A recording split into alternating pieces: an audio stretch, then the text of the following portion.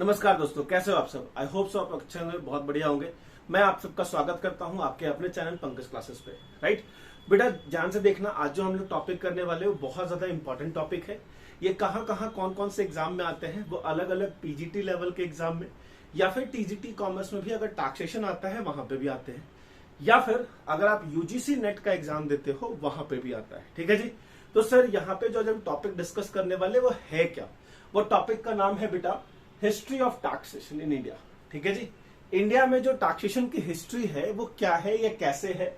तो सबसे पहले मैंने एक बात समझ में आएगा कि सर टैक्स का मतलब क्या होता है। टैक्स का मतलब होता है, ठीक है, एक compulsory payment charge by government. ठीक है जी। Compulsory payment charge by government from each and every SSC. हर वो टैक्स पेयर जो टैक्स के लिए लाइबल है, जो एसएससी है, उससे टैक्स चार्ज करना, उसको हम टैक्स कहते हैं। कंपलसरी पेमेंट होता है जो गवर्नमेंट हमसे चार्ज करती है। टैक्स वर्ड कौन से वर्ड से बना है बेटा? तो टैक्स जो है एक लैटिन वर्ड से बना है। इसका क्या मतलब होता है? लैटिन का क्या मतलब है?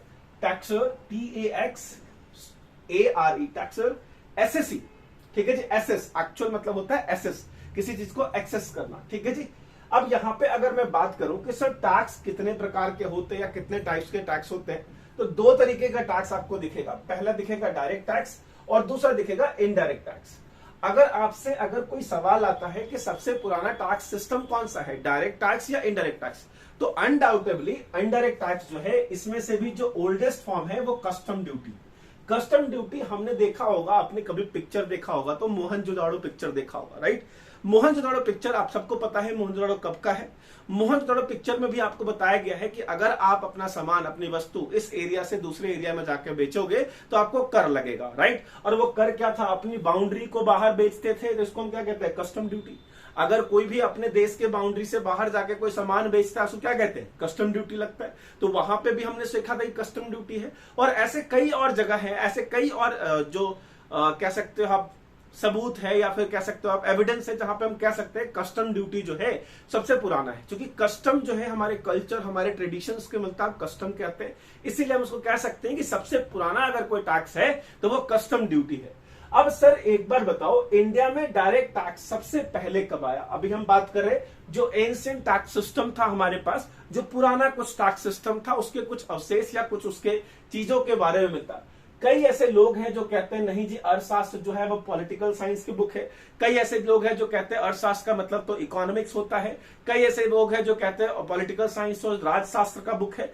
भैया इसके अंदर ये सारी चीजें थी, और ये सभी चीजों को किसने लिखा था? कौटिल्य ने लिखा था, जिसको हम चंद्रगुप्त मौर्य एम्परर के टाइम के उनके जो गुरु थे कौटिल्य। हम कौटिल्य को बहुत नाम से जानते हैं। कई लोग उसको विष्णुगुप्त कहते हैं, कई लोग उसको चाणक्य कहते हैं। राइट। तो अलग अलग उनके नाम थे, लेकिन अभी हम कौटिल्य जानते हैं। ठीक है। कौटिल्य सर कब था ये बुक, कब का आया था? सर 2300 साल पहले, आज से करीब करीब 2300 साल पहले मौर्य एम्परर के टाइम पे ये बुक लिखी गई थी।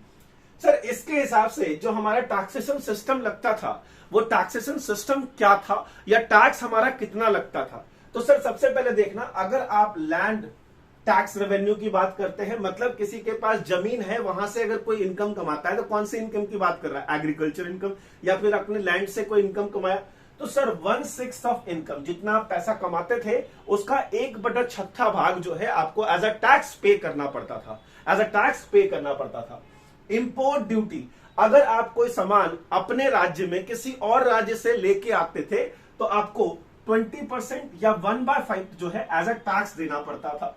ऐसे ही मैं कहूं कि सर अगर गोल्ड या सिल्वर हम बेचते थे, तो जितना भी प्रॉफिट था, जितना भी हमारा इनकम था, उसका 1/5 एज अ टैक्स देना पड़ता था। ऐसे ही अगर मैं एग्रीकल्चर पे बात करूं, तो एग्रीकल्चर पे हमारे पास 3 स्लैब अवेलेबल थे उस समय, 1/6, 1/8, 1/10।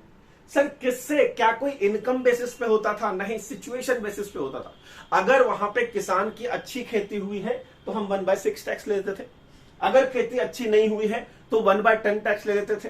राइट। तो हम कह सकते हैं कि सर जो टैक्सेशन का सिस्टम था वो बहुत पहले से हमारे पास था। लेकिन अगर मैं बात कहूं कि सर मॉडर्न टैक्स इंडिया में किसने लेके आया है, मॉडर्न टैक्स इंडिया में कहां से आया है, तो मॉडर्न टैक्स के जो जन्मदाता है इंडिया में वो है सर जेम्स विल्सन। ठीक है जी। ये कौन है? ये है सर जेम्स विल्सन है। सर जेम्स विल्सन जो है 1850 में पहली बार इंडिया में आए और उनको फाइनेंस मिनिस्टर का पद मिला, ब्रिटिश इंडिया के अंदर उनको फाइनेंस मिनिस्टर का पद मिला, और पहला फाइनेंस मिनिस्टर जो थे वो भी सर जेम्स विल्सन ही थे। ठीक है जी। और इंडिया में पहला यूनियन बजट भी सर जेम्स विल्सन ने ही पास किया था। ठीक है जी। और उसके बाद से इंडिया में टैक्स लगना स्टार्ट हुआ था। अब इसके बाद अगर हम बात करते हैं कि सर यहां पे जो टैक्स कलेक्ट करता था वो कौन सा डिपार्टमेंट था जो टैक्स कलेक्ट करता था, तो आंसर होता है बेटा central board of revenue. Central board of revenue तब हमसे टैक्स कलेक्ट करता था। सर कहते हो आज तो हमारा कोई और डिपार्टमेंट है, वो कहते हैं ना central board of direct tax, जिसको हम कहते हैं CBDT। सर उस समय इसकी गठन भी नहीं हुई थी, इसकी स्थापना 1963 में हुई। इसकी स्थापना जो है वो कब हुई? 1963 में हुई। ठीक है बेटा। ऐसे ही इंपॉर्टेंट इंफॉर्मेशन के लिए आप मेरे चैनल को लाइक कर सकते हो, शेयर कर सकते हो, सब्सक्राइब कर सकते हो बेटा। जय हिंद, जय भारत।